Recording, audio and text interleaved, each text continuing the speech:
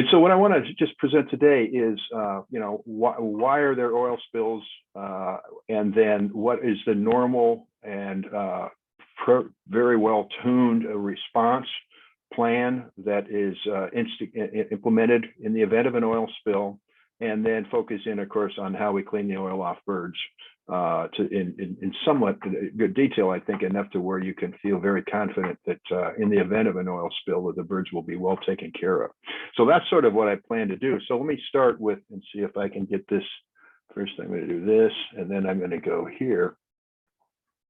And this should, well, there we go. This is from San Francisco Chronicle, a day after a major oil spill in San Francisco Bay. And so leading that into this discussion of what types of oil spills are there. And I'll say that anytime we move a fluid, whether it be our morning shade-grown coffee or oil, anytime we move it, whether it be in a pipeline or whatever, there's a possibility it will spill. Things go wrong. And especially when we're dealing with oil, they can go along in so many different ways. We can have a tanker oil spill. This picture of one of the most iconic oil spills on the planet, the Exxon Valdez, millions and millions of gallons of oil spilled up in Alaska. We can have a damaged ship. And this was a San Francisco oil spill, a Casco Busan, we call it, because that was the name of this ship. And this ship, even while it was under the control of the pilot, actually ran up next to the Bay Bridge and took out, let me do this one little thing here. And it took out one of its, two of its, here we are, two of its individualized fuel tanks. And so with it, virtually instantaneously of it running up against the bridge, about 65,000 gallons of oil went crunch into the water, just one big splash, because of opening up these separated oil tanks of fuel oil, which is basically crude oil. So a damaged ship, and that can happen virtually anywhere that a ship can go up against something. A ship grounding. Now, I didn't have a good picture of a ship grounding, so I thought I'd use this one as an example. These are old whaling vessels, but nevertheless, a ship can run aground, and that can discharge oil. Here's an example of that in New Zealand, and all this is all oil. All around here is oil from a ship, and it was a container ship that ran aground. And so not only was the oil on the surface, but also there were some containers that were drifting around in it, making a response to that oil spill a little bit more difficult because of the containers that are floating around. But we have, of course, oil drilling and pumping platforms. This is example, a picture of the Deepwater Horizon part of it. And the issue there is that, of course, once you pumped it, once you put down the pipe and drilled and that kind of thing, things can be fairly stable. But now what they're doing in virtually all the offshore drilling programs is now they're introducing what we call enhanced recovery, or it's another way of saying fracking.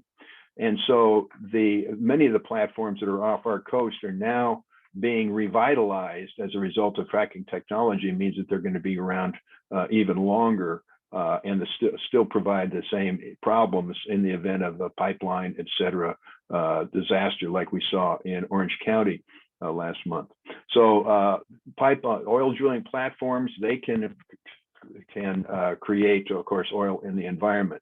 Now, generally speaking, the operation of these platforms is really quite well monitored. And they have emergency people on the platforms all the time to clean up, any little drop that goes. But at any time, as I've said, you're moving oil, you can spill it, and this is as good an example of any. Then here's a pipeline of spill I got involved. It happened to be inland in Yorba Linda, but this just gives you an idea that inland oil spills can be quite serious. This was not a serious one, but certainly the Refugio oil spill of a couple of years ago that dumped 125,000 gallons of oil into the environment. 20,000 out of the 225,000 went into the ocean. And that was a major spill. Of course, bird rescue was involved with cleaning the oil off those birds. And then other oil spill risks include oil tanker rail cars, and there are more tankers on the oil tank cars on the nation's rail systems now than before or ever before, although they're being seriously prevented as best we can into the state of California, but they can of course spill. And I'll point out that each one of these rail cars holds 30,000 gallons of oil, and that's more than the Huntington Beach spill. Huntington Beach spill is about 26,000 gallons. And so imagine a train of 100 of these somehow going awry. It's unlikely it might be that they all spill, but even 2 or 3 of them in one place near a creek, and you've got an awful lot of oil in the environment fairly quickly. And then even a tanker truck, and there have been a number of these. Of course, they're on the roads where they've got crazy drivers or what have you, both in the cab of the tanker or just an automobile accident running around or what have you. Is so there can be, and that's again that's at least about half or less, more than about half of what the Huntington Beach spill was just in this one tank. And so again, there are lots of reasons why they could go around. And so the other type of spill, if you will, is a natural oil seep. And when you go to the beach and you see tar balls on the beach, whenever it is, Santa Monica Beach or whatever, that is as a result of these natural oil seeps off the coast of Santa Barbara. And so these areas here are basically where there's just every once in a while the seabed just belches out a bunch of oil. And during the winter months, the grebes, murres, loons, and scoters, they overwinter in this area. And so we have this occasional burping of oil out of the seabed as natural, but now during those months we have high concentrations of these pelagic birds and scoters and things. And so I point out as somewhat of an aside, we get in about somewhere between 150 and 200 oiled birds every year. International Bird Rescue does, and I want to say we make lemonade out of this. I mean, it's tragic. It's natural. There's nothing we can do to stop it. But what we can do, and we do, is to say, okay, this winter, we're going to have another oil spill. It just sort of like the last one will be the same species of birds that are involved in this spill. It's the same oil. So we've got a perfect opportunity to run research on how we can better deal with oiled birds, whether it be their nutrition or their hydration or how the processes that we use to clean birds off and whatever. So this sort of rare situation where we have a natural oil seep and then an organization that is really working on researching how to do a better job cleaning the oil off birds and taking care of those birds are close enough to where we take advantage of that. We got our first oiled loon 10 days ago into International Bird Rescue, and that's just the beginnings. I think we're also just in the last couple of days have caught a couple of murres. So again, it's it's not an oil spill per se, but it is certainly consequential in Southern California. So, okay, we have oil spills. We know it's going to happen. What can we do about it? And so the process of responding to an oil spill addresses a whole lot of different complexities. And I just want to mention them in passing. Where it happens, it's off inland in the ocean. Is it near a estuary or what have you? What is the weather like? Where is the temperature? What is the water temperature? Because that affects the consistency of oil. How much oil is spilled and how fast did it spill? The chemistry of the spill substance, and especially that is very important when you're talking about an impact on birds. Which species are infected?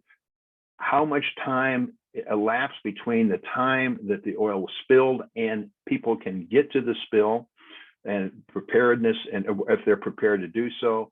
The logistical facilities, how do they get the materials and the staff to address the spill as quickly as is necessary.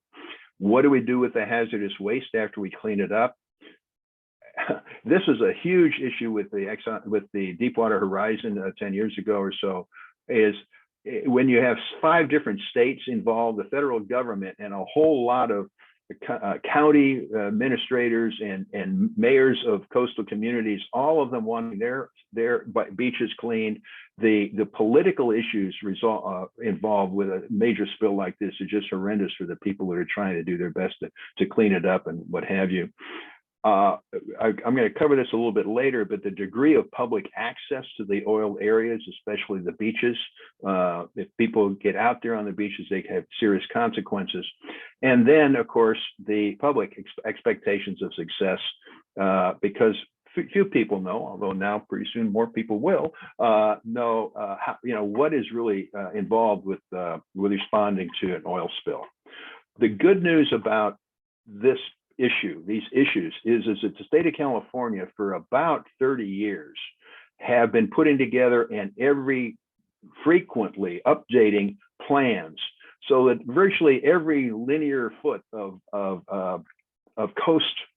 California coastline, there is a spill response plan that is updated regularly, so that in the event of a spill in Refugio or Huntington Beach or San Francisco, you open a 3-ring binder and says, if the weather is like this, if the tides are like this, if whatever, here's what you do. And you can make this phone call and you bring these people in. So we've really got it planned, because there is a tax on every barrel of oil that comes into the state of California. They take that tax, they put it in a fund. And so the spill response is virtually initiated immediately after there is a official spill notification. All sorts of things get taken into consideration and applied very, very rapidly, including the structure of how the response is going to happen. And this, again, is formal, and anybody involved with oil spills has to understand this structure. And there's an incident commander. This is a command post, and that includes someone from the federal government, someone from the state government, and the responsible party that spilled the oil. And they're the ones that are the top of the chain that says, this is what's going to happen. Then you have an operations section, a planning section, a logistics section, finance and administration. There's timing, there's demobilization, which means undoing everything, etc. And the wildlife branch, which we're most interested in, it falls under this group. And this includes folks that are, of course, like Bird Rescue and other organizations throughout the state, clearly understand how to clean the oil off birds and are ready to go. But also we have people that are in here that are involved with marine mammals and turtles and things like that. So, but this structure means that there's no question. Any of these people that work in this structure know if they get a call from the public saying, what's going on, you say, please call the public information officer. If you say, I don't know whether I should be dealing with this or that, you can say, let's go and talk to the liaison officer. And so there's very little overlap, if any, and people know what their job is. And so it's really quite a very sophisticated, but in order to be part of an oil spill response, you have to understand this so that you don't order, material on your own, so they don't double count and things like that. So that's kind of the heart of the spill response, is having this done. There are all sorts of organizations involved in a spill response, but I want to highlight just one of them. And there is an organization companies that are called oil spill response organizations, or OSROs in the term. And they're under contract with the local counties or what have you, such that if there's an oil spill, you call them and they have access to 2,000 people to go out on the beaches and clean up the oil, to 20 fishermen who take their boats out and help deploy booms, et cetera. So though this response organizations have contracts, and some of these are national, so that if you need a lot of people to clean the oil off the beaches, you can get a lot of them, because they'll be bringing them in from all over the country as a result of these oil response organizations. And they have ships out on our coastline waiting for spill response, specially designed for that purpose. And then, of course, there are wildlife rehabilitators. We'll talk more about this, including International Bird Rescue. So these are just some of the organizations, and again, all of them very familiar with that incident command system. So what do we do to clean it up? Now, I would point out that we're trying to clean the oil off the surface of the ocean, and it's not always clean. So it's not just cleaning up the oil, but you have to acknowledge that there's other stuff out there, including, of course, natural things, but it's sometimes, and that complicates the system. The first thing we try and do is contain the oil on the surface. And so this is the ship that I was on, is part of their responsibility is to have miles of this containment boom. And then they have contracts with fishermen and who know how to do this, and they rehearse, and they spread out this boom. So here are the fishing boats, and they've got one, and they deploy this boom and are under instruction. Sometimes there's a helicopter telling them what to do or what have you, but they in sort of a horseshoe, and that contains the oil such that it can be removed from the surface. Here is the same situation, however, slightly different, because this is in a harbor, but you have the same situation, a different boat. But here are the long booms that are spread out by these, again, sea captains that are fishermen or whatever. But they rehearse this every 6 months. They practice, they go out and do it again. You have inland spills where we use the containment boom. A little bit easier because you don't have to have boats to deploy it, but nevertheless, this process is the same. And so just getting it contained. Now, once you got it contained, you want to remove it. But one option, and we did this in the Deepwater Horizon, is once you've got it captured in the boom, if you've got enough of it, you can set it on fire. And that gets rid of it. Now you can see the oil, air pollution issues and things like that. So before they did this process at the Deepwater Horizon spill 10 years ago, the major spill, they actually had to have, the President of the United States had to say, yes, go ahead and do this. It was that high of a level because the EPA and the Coast Guard and everybody's saying, well, I don't want to make the decision. And so they elevated it up literally to the White House to make this decision.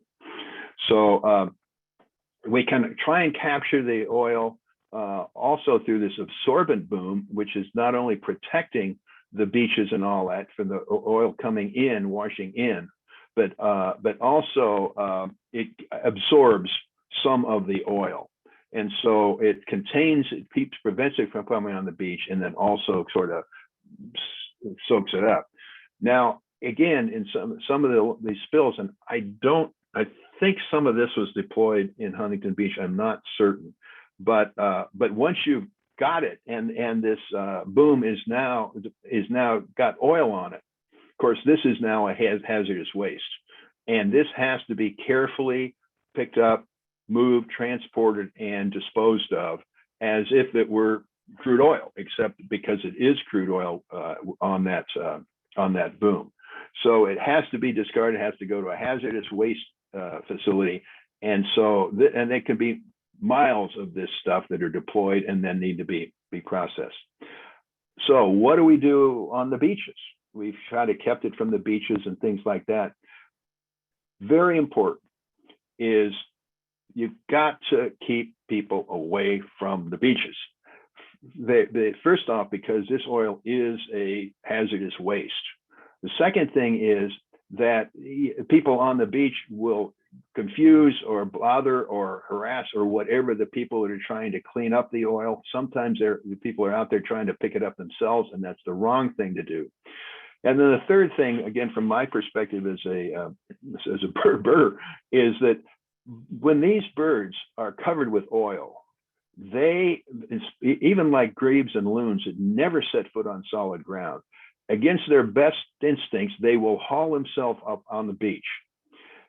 If someone comes along walking their dog or jogging or something, that will scare that bird back into the water.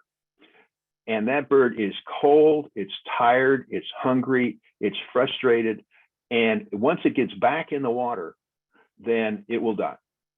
If it stays and the beach is available, and people like myself and others that are trained on how to retrieve birds off the beaches, then we can get the bird and get it into to bird rescue, for example, where we can clean the oil off. But if people scare it back in, this is a huge problem in the Costco Basan spill in San Francisco, where we would go out at 4 o'clock, 5 o'clock in the morning before the sunrise to see these birds that would have hauled themselves up on the beach, and we'd already be finding footprints and dog prints and things like that. And we just we didn't know how many birds were frightened back out into the water where they simply will die. So that's really important and so when you see these beach closed, beach spill, don't, whatever, it's for really, really good reason. Then you start figuring out how are we going to actually clean it up. And here is a boat, and you can just see, I want to point out that they're scooping this stuff out. Here's the it's where basically the ocean, and here's the estuary or whatever it is. They're scooping it out because this is stuff that you can't suck up in a vacuum cleaner or anything like this. It's, this is seaweed and all that other kind of stuff.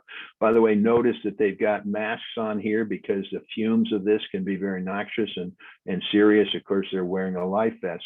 So this is just a really labor intensive issue. And then here again, you've got this boom here that they're using to protect themselves and what have you, and that's got to go to a hazardous waste facility.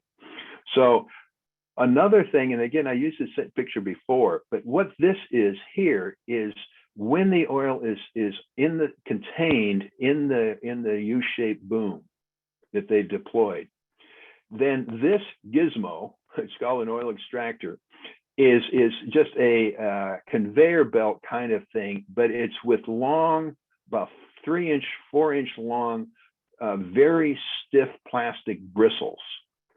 And so this revolves, and it's like if you were to take a toothbrush and put it in oil, like olive oil or something like that, that would attach itself onto the bristles of the toothbrush. Imagine that these are just thick bristles. That's what they are. And then as they go around, they pick up the oil from the surface, they bring it around, and then it gets pulled off at this point here, and it goes down this chute into this tank. That's what this tank is. Now, this is not an actional, because this would be just covered with oil, and this would be going around and around and around. And that's the most sophisticated way we have of getting oil off the surface. They can and do use sort of big vacuum cleaner kinds of things, but when they try and clean the oil off the surface with vacuum cleaners or suction devices of any kind, they end up taking in 90% or 95% water and about 5 or 10% of oil.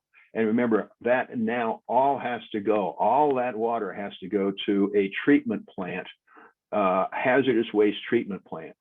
So it's very frustrating when we say, how much oil will we clean up? Well, if we took the 26,000 gallons of in Huntington Beach spill, then I would be surprised if we got more than 10 or 15% of that. So maybe 3,000 or 4,000 gallons out of the 26,000 that they actually were able to extract out of the environment. So basically, all we can do at this point is give it our best shot, do the best we can, contain it. And we were lucky because the weather was good in Huntington Beach, and also the tides and currents and things like that were favorable. And so these kinds of processes were best done because of the conditions. But if it had been windy, if it had been stormy or whatever, this thing would have been marginally work or not. Other places, and there's some amazing pictures of what happens in these spills in Asia, whatever, the number of people that it takes to try and clean it up with any way we can, scoop it up, mop it up, and what have you when it's on the surface. Don't think they're doing this much anymore, but here they were using hot water, steam, to clean the oil off this jetty. And of course, most of it then goes in between the rocks, and some of it then drifts, goes into the ocean or the bay here, and that can then be sucked up and removed. But this is futile. Like I say, I don't know how much they're doing this anymore. And of course, in any life forms, algae or mussels or anything that are on these rocks are going to be doomed. So again, the point is we've got to do is trying to keep it off the beach to begin with. So here's an internal spill. This happened to be Yorba Linda that I worked a little bit because there were a few ducks that got involved. But this was that small pipe, a 2-inch pipe. Didn't send a lot of oil into the area, but here's some people cleaning that up more. And then not off to the side here, there's a truck that they were just deploying. But here it is. This pipe, this hose is a suction hose, and so they're pulling the oil out of this creek here as a matter of cleaning it up. And then, of course, tar balls. Here they had a group of folks who would go down the beach with these flags and identify the tar balls. And then you had the people who are actually picking it up and sifting the sand. And this is just, very, very labor intensive, even with these screens and things like that. And it's going to go on until basically all the oil is either more or less diluted and absorbed into the ocean, or is picked up this manual way. One other way or technique to deal with oil on the surface is that of dispersants. And again, this is very controversial, and it's applied by an airplane. This is coming out of the side of an airplane, and it's basically a detergent, a very specialized kind of a detergent, but it really just breaks up the oil into microscopic droplets. But it is a chemical. It's not well known, the long-term impact on the ocean life forms. And so it's again requires very high level decision making, saying we're going to have to do this. To my knowledge, it's illegal in California state waters. In other words, within the 3 miles of our coast. But beyond that, in federal waters, I know no law that prohibits its use, but it does require, I want to say, papal dispensation to use it. To my knowledge, it hasn't been used off the coast of California, but they did think real hard about using it at the Costco Basan oil spill in San Francisco.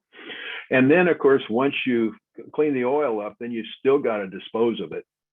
And this picture's in the back of International Bird Rescue, and there is this large tank that receives all the oily water that we use to wash the oil off the birds. And then these metal drums are for all the physical waste that we use. We use towels to pick up an oiled bird, and of course, once we got oil on that towel, we can't clean it off because we just put all the old towels into these drums, and then they're taken to a hazardous waste disposal site for proper dealing with it. So we're now begin to focus on what do we do about the wildlife, and of course, more specifically in this case, birds. And so the wildlife response steps, what takes place is people are out on the beaches and on boats looking for oiled birds. Where are they? Where can we?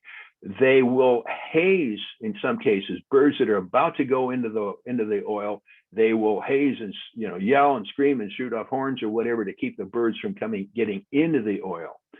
There'll be a process by which they recover the birds and pull them out of the water, and then stabilize them. That is, contain them, keep them warm, oil all over them, and just isolate them and ready for the next steps.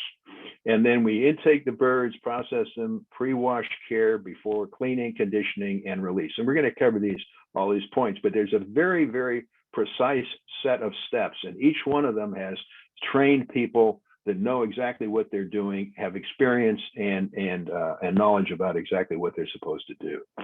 So this was again taken in San Francisco, and every morning we would get together, and we were the group that were going out looking for birds. And so we would get our assignments. Birds were seen here, birds were seen there. Okay, drive your car, go get there, walk the beaches. We always worked in pairs, make sure you have your suits on and things like that. And so planning. So every morning there's a here's where we got to go to find the birds.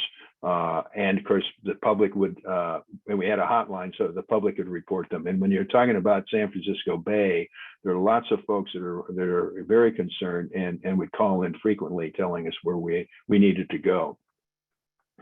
Then search and recover can be people walking on the beach. Of course, they can use ATVs any way they can to get to the birds.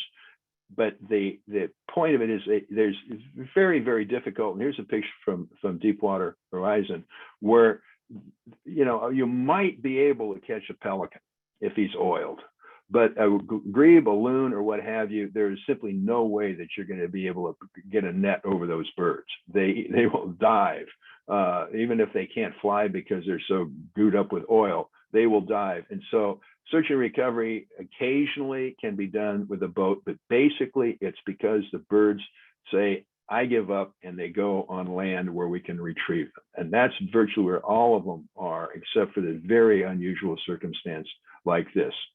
And then they are transported to one of these facilities that is put together by the UC Davis Veterinary Medicine, working under the auspices of the Oiled Wildlife Care Network.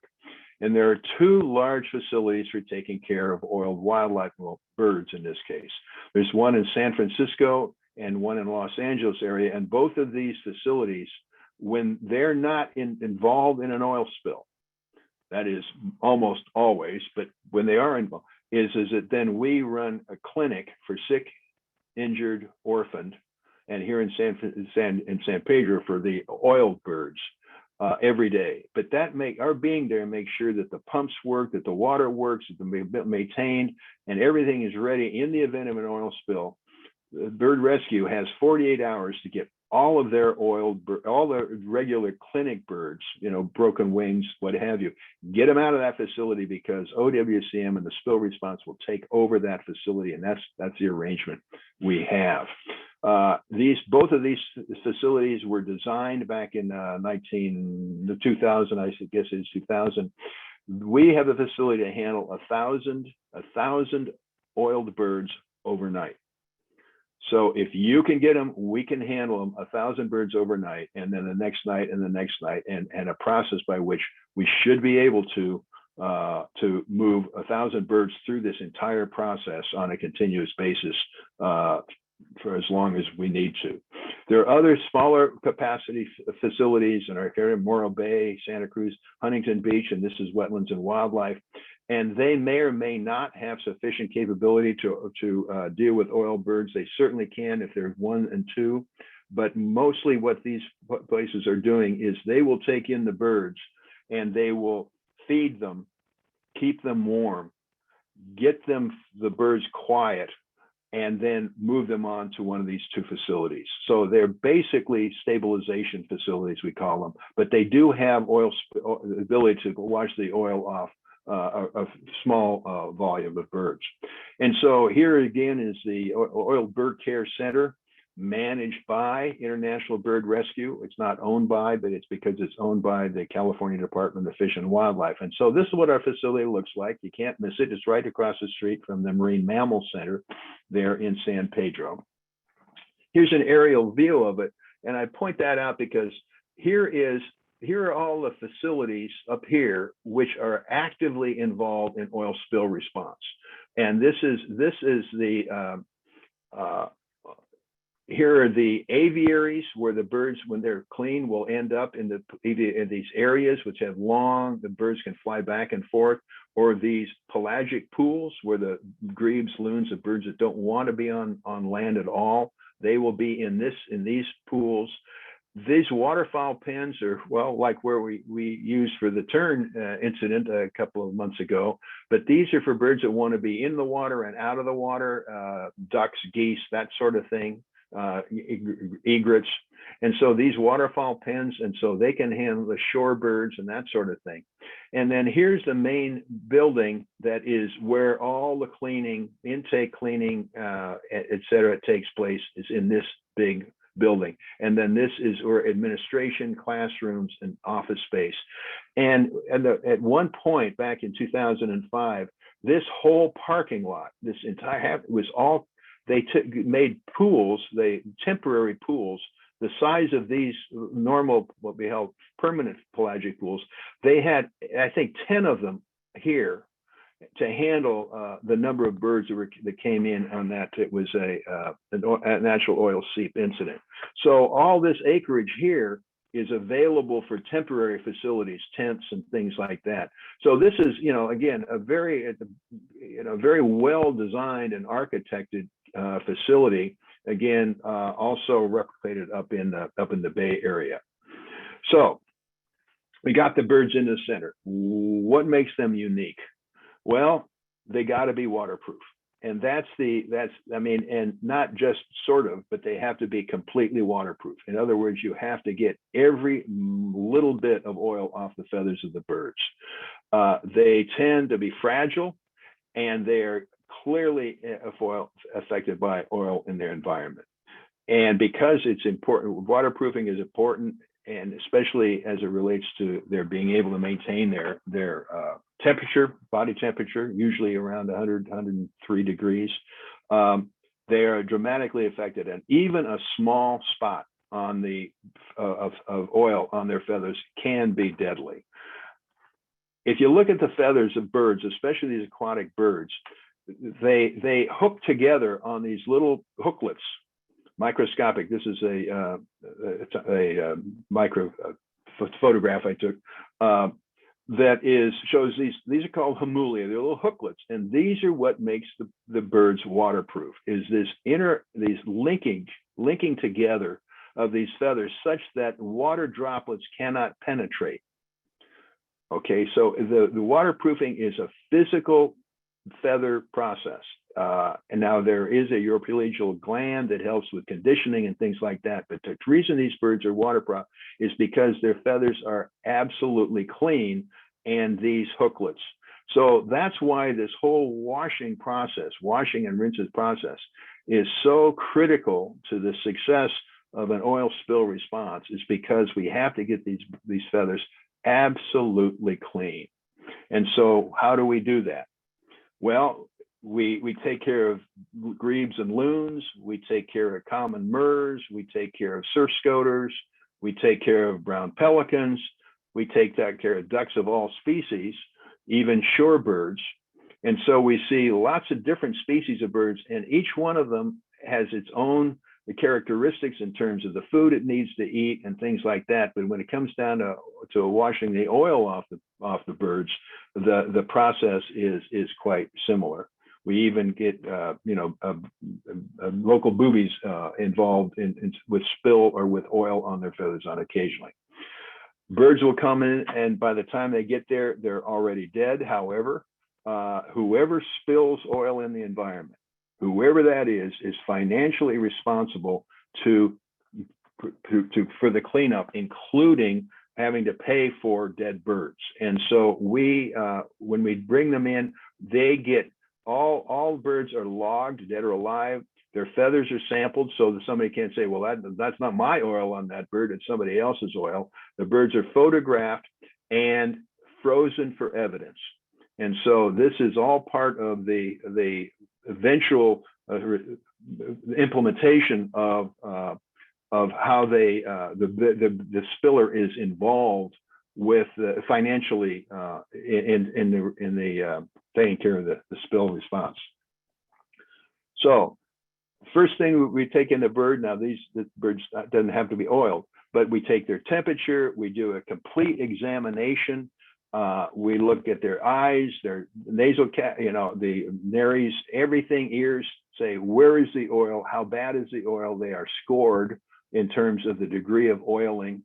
And we give a little drawing and says, where is the oil? Under the wing, it is on the belly, or what have you. So every bird gets a detailed analysis and recording of what the issues are, and a sort of a general health cleanup.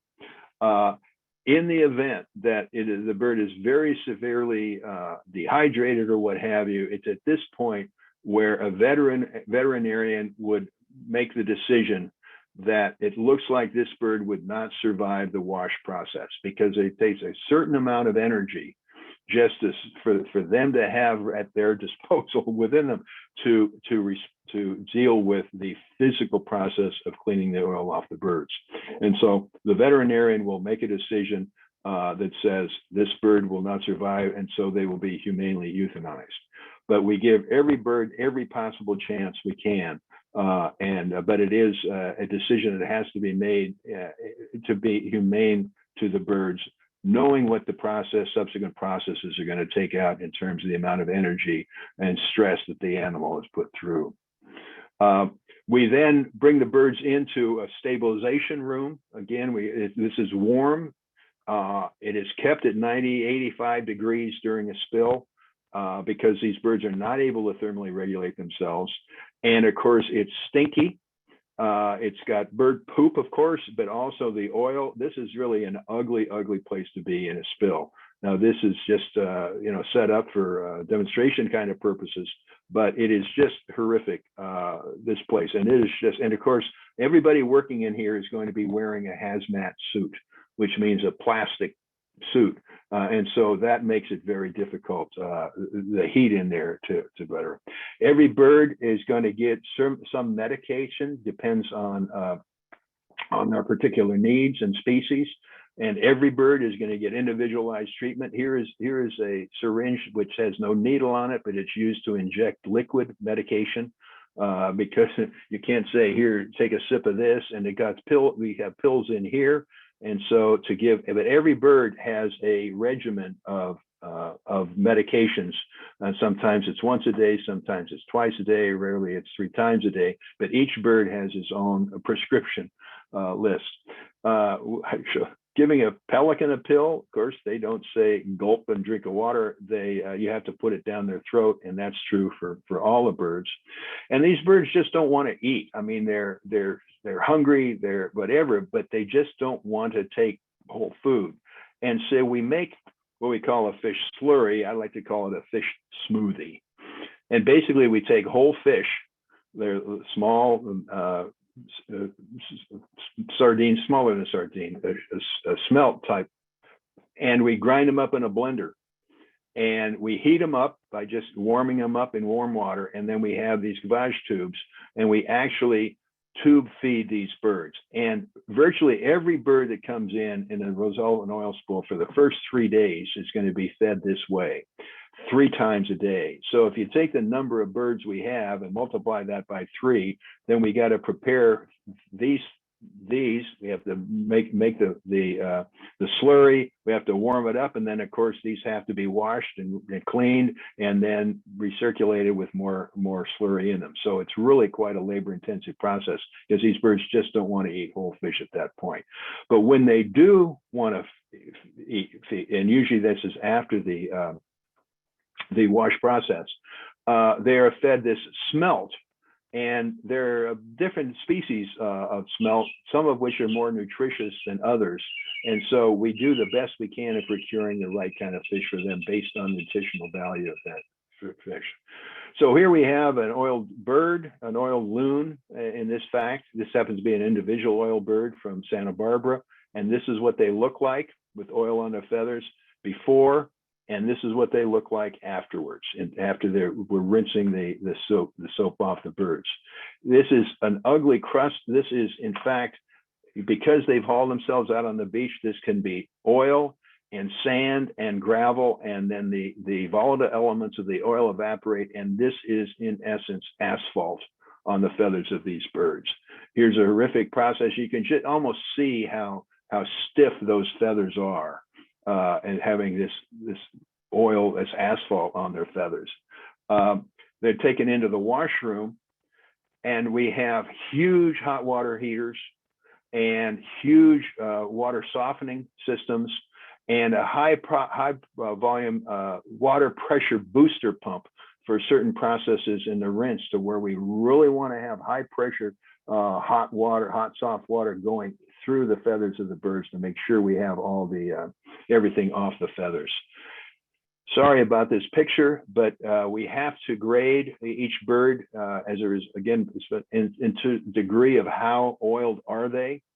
And so we pulled some out of our evidence freezer to say these are the gradations, and we had sort of a chart on the wall, so we use as an example of how we can grade the severity of the oil. And then, as I indicated, we will indicate in most cases where the oil is, so that during the wash process they can pay particular attention to it.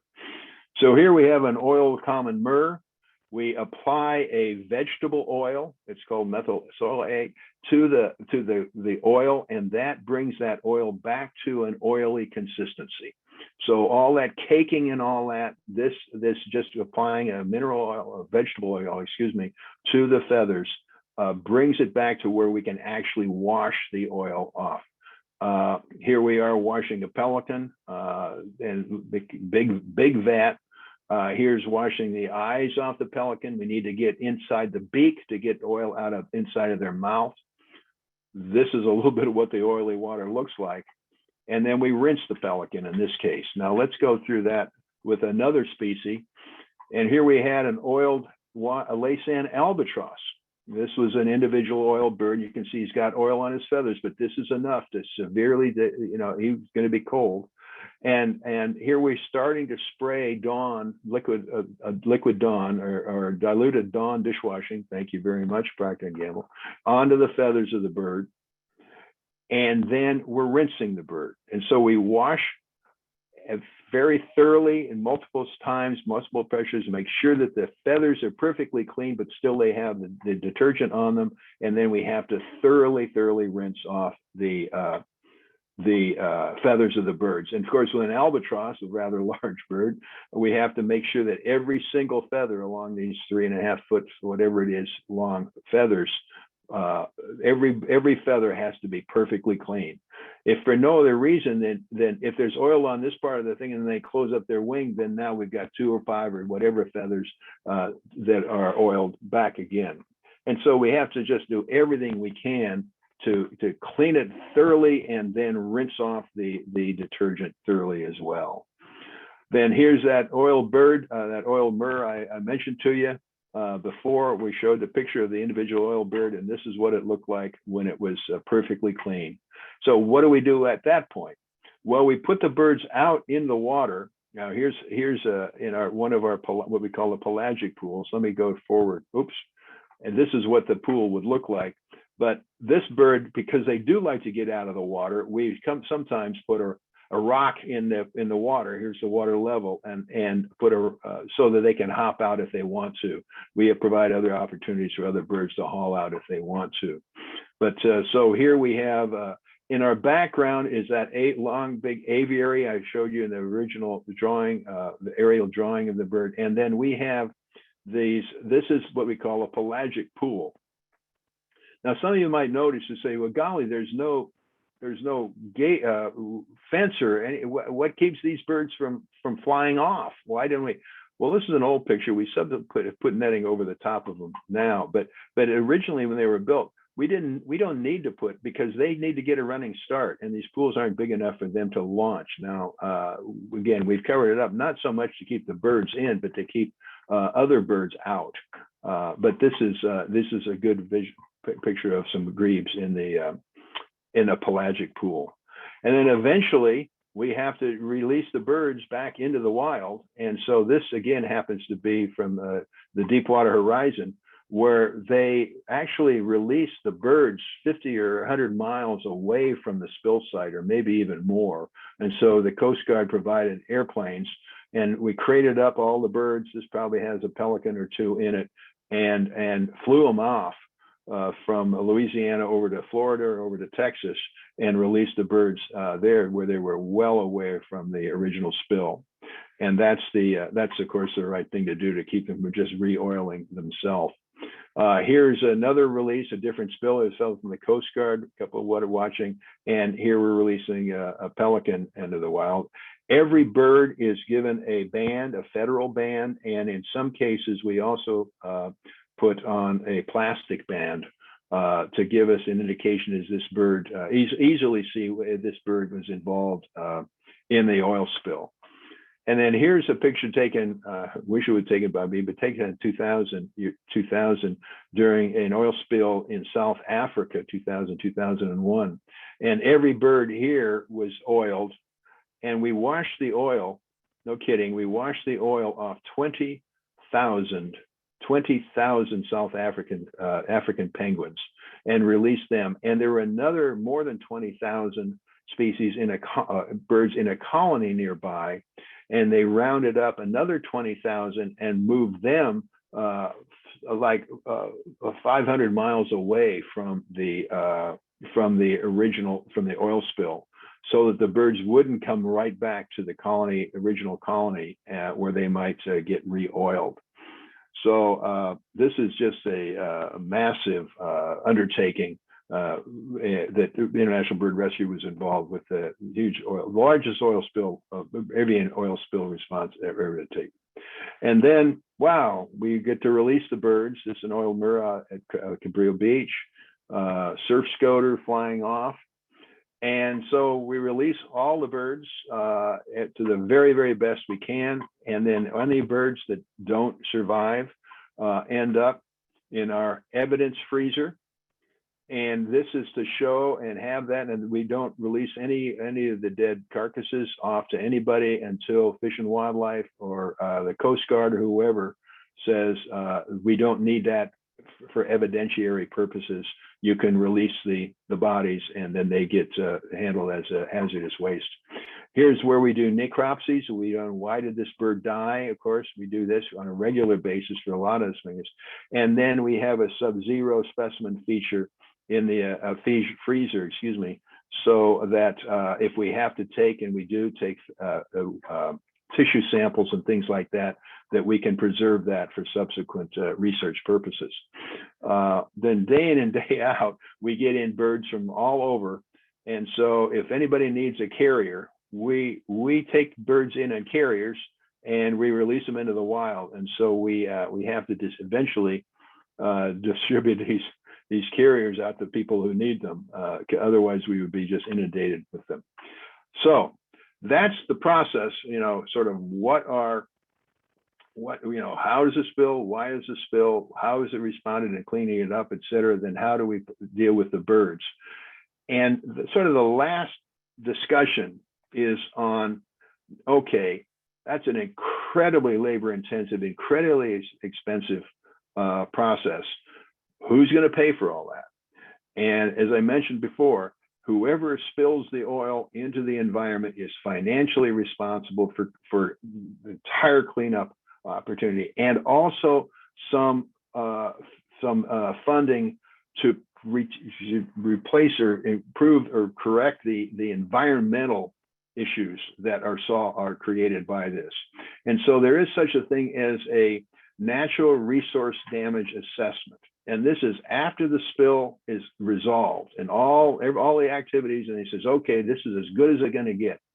Then there is a legal process, a natural resource damage assessment, which evaluates the impact of the oil spill and the impact on public natural resources along a nation's coast and throughout its interior. So this is an NRDA, and this is the one that, for example, in the Deepwater Horizon, this process was not how much it took to clean it up or to take care of the birds, but what was to try and get the environment back to the way it was.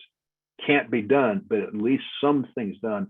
And BP it basically fined $20 billion to resolve this natural resource damage assessment.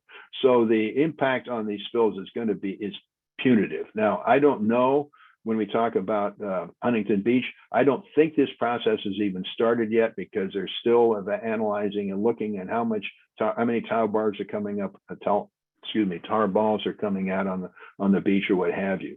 But so pretty soon there's going to be an NRDA process, and there will be opportunities for public comments. We can't clean it up in some cases. We certainly can't clean it up in this case, but we can make sure that every possible resolution that can be brought to bear on the impact of an oil spill is brought to bear, and knowing that it's going to get paid for, not by the taxpayer. So what can we do? Well, I'll tell you, like I said about your what I said about your shade grown coffee, if we move oil around, it's going to spill no matter what. And we've just got to stop drilling, fracking, transporting, refining, et cetera. We just got to shut it down as best we possibly can. And I'm, for a whole lot of reasons, including resolving the number of oil spills that are going to happen.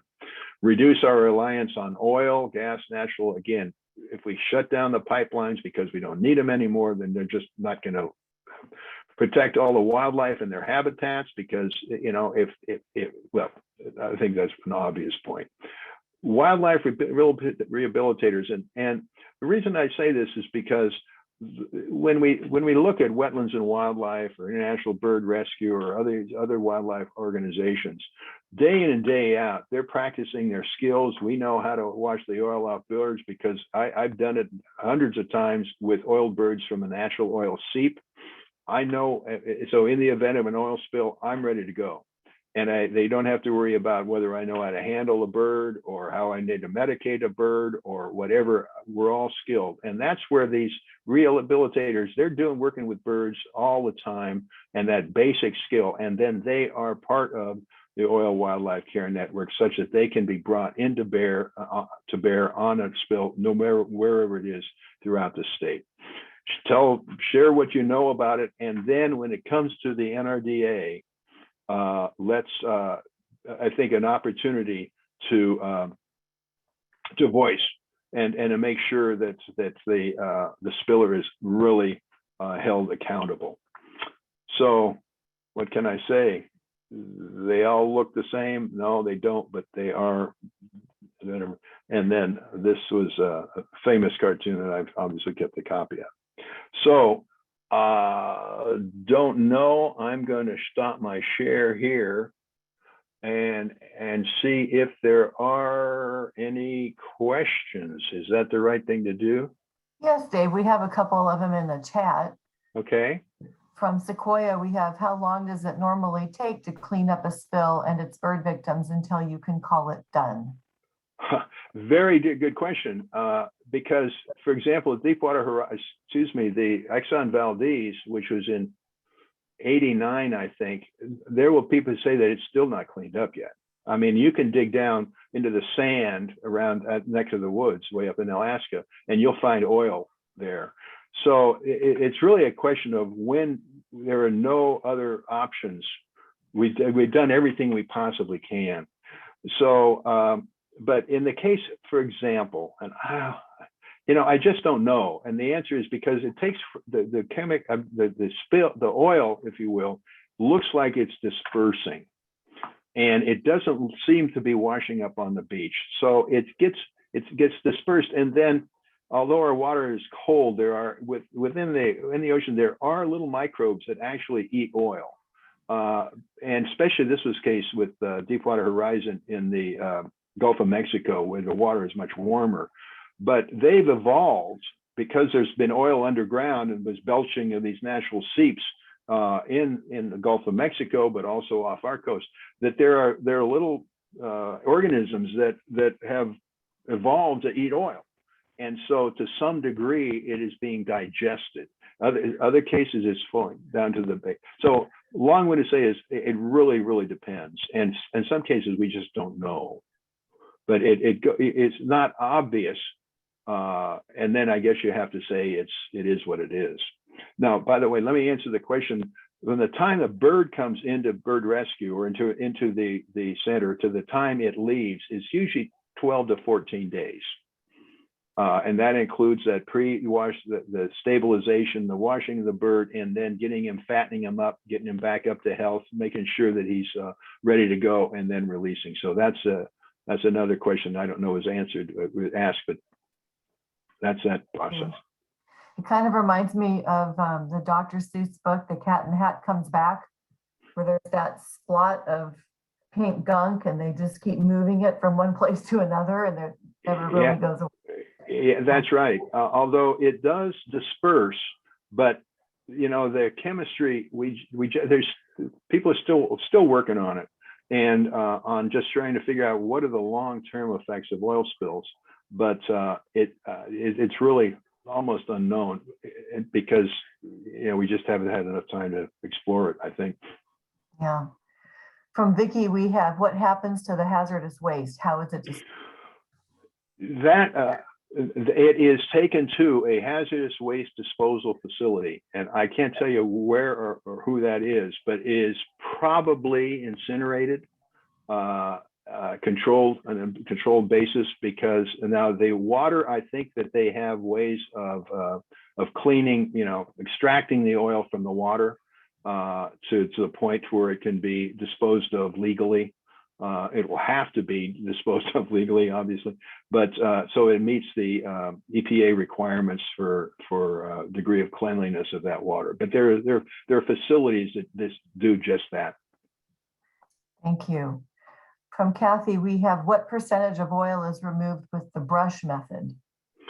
The best we can figure out is probably once you have it contained, that probably 30% or something like that is actually brought up on the bristles and dumped and captured. But that's just of the oil that has been captured. And remember, you can't just, these booms are kind of go out and get spread around where the oil is most concentrated. And so where it's most concentrated, where these booms and then these bristle gizmos, but they don't, that's only a small part of the total spill volume. And so, like I say, I think we're really lucky to get a grand total of 10% of the oil that has been spilled out of the water, and very likely you're going to have 10 times that much water volume mixed in with that oil volume that then has to be cleaned, and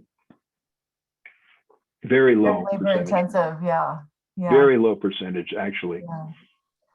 Thank you. From Annabelle, we have, any statistics on survival rates of clean birds? Very, very good question. And the problem is that we don't put trackers, although we did, OWCN did a sample of birds released and how they were behaving.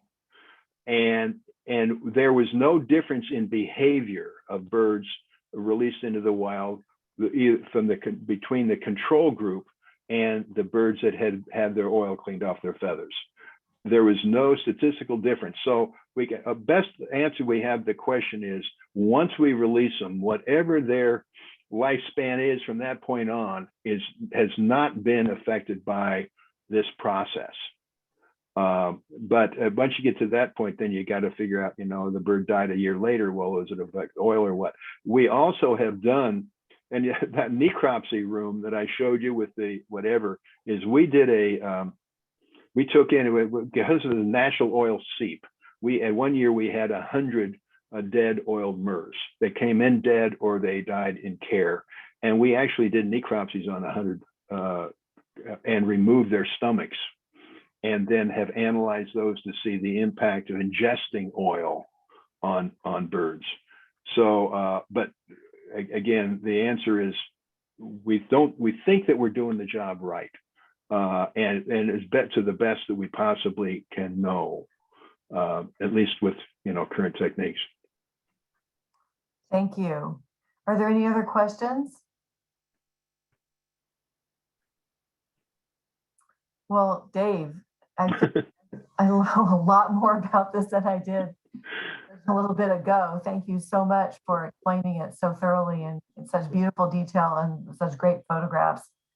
And it makes me convinced that I need to use less plastic and less oil. That's for sure. That's the answer. Yeah. But do keep drinking your shade-grown coffee. Yes. Yeah. Because the consequences of that spill are very minor compared to using oil. Yeah, and there are things we can do to help, and there are things we cannot do to help. So, That's right. So thank you very much. You're welcome. Remarkable Thank you, thank you. And for the rest of you, I hope you'll join us for the Christmas bird count on December 18th. And I hope we'll see you here on December 15th for the pre-count meeting so we can figure out where you're going to go count birds on the 18th. Oh, wait, we have one more question. One more question. Who does the rescue and de-oiling? Employees, volunteers? Huh. And Ruby. Every person that is involved with cleaning the oil off birds gets compensated. They get compensated. That is, there is so much that the spiller gets charged so much per hour. Now, I, as a volunteer, that money goes to bird rescue. I don't get paid that. All my expenses, if I have to stay overnight or what have you. Now, that's the way general it is. I think in the Deepwater Horizon, though, some of the volunteers actually got paychecks, and most of them just said sign them over to bird rescue or what have you. But it's in California. I'm pretty sure that it's volunteers are all the organization they're affiliated with is compensated. But the paid staff, again, the paid staff are paid for the spill, and also paid for as a staff member. So they're either on one payroll or another during the period of the spill. Great. Thank you for that. Well, you guys, thanks everybody. It was lovely to see you, even if it was just your name on a black box. And, I look forward to seeing you hopefully in person soon, but at least at the Christmas bird count. Thank you so much for being here. Thanks. Good night, everybody.